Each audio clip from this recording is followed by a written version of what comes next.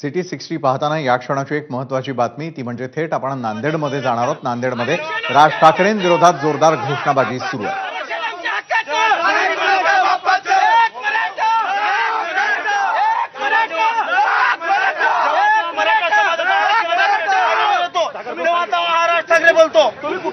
तेव्हा बोलतो का बोलतो?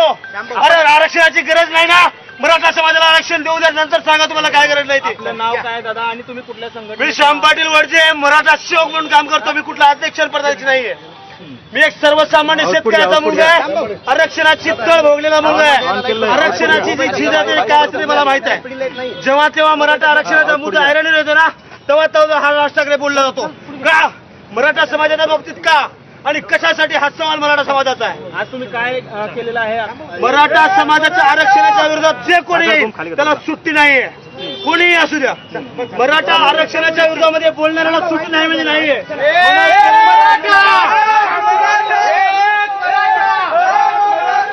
मराठा समाजाला आरक्षण,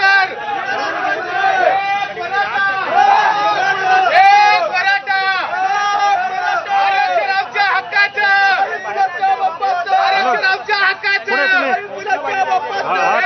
थांबा एक मराठा, ठीक आहे एक मराठा।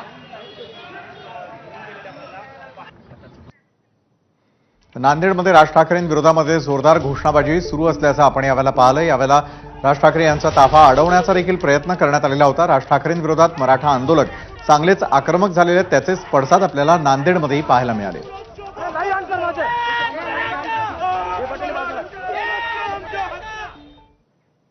तर नांदेडमधली या क्षणाची सर्वात मोठी बातमी पाहिल्यानंतर पुन्हा एकदा पाहणार आहोत सिटी 60।